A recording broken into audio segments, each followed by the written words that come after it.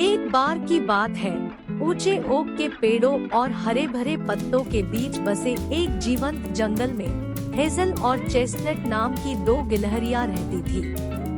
वे पड़ोसी पेड़ों पर रहते थे और अपना दिन जंगल की खोज में, बलूत के फल की तलाश में और अपने वुडलैंड घर की साधारण खुशियों का आनंद लेने में बिताते थे। अपने मुलायम भूरे बालों और जिज्ञासु आँखों वाली हेजल अपनी साहसिक भावना के लिए जानी जाती थी।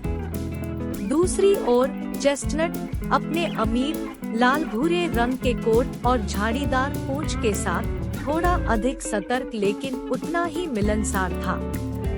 भाग्य ने उन्हें एक धूप वाली सुबह में मिला दिया जब वे दोनों उसी बलूत के फल के पास पहुँचे जो एक पेड़ से गिरा हुआ था।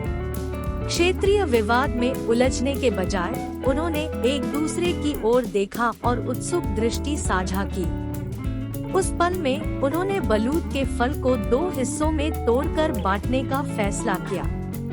साझा करने के इस सरल कार्य ने एक खूबसूरत दोस्ती की शुरुआत को चिन्हित किया। जैसे जैसे दिन हफ्तों में बदल गए, हेजल और चेस्टनट अविभाज्य हो गए।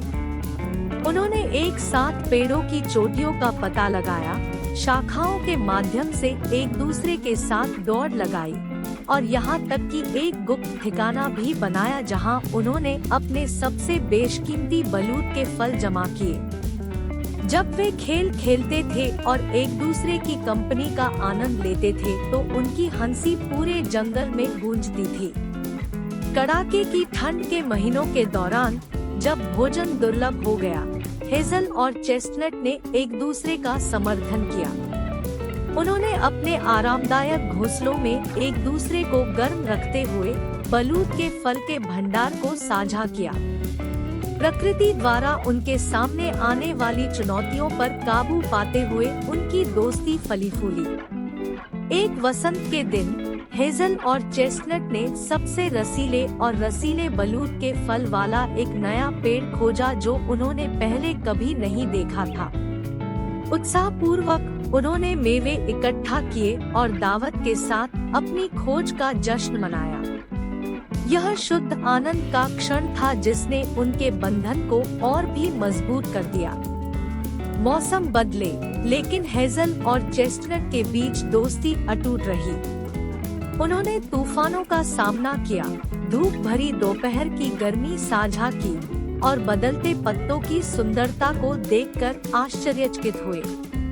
उनकी कहानी जंगल में एक किंवदंती बन गई, जिसने अन्य वन प्राणियों को दोस्ती के जादू की सराहना करने के लिए प्रेरित किया।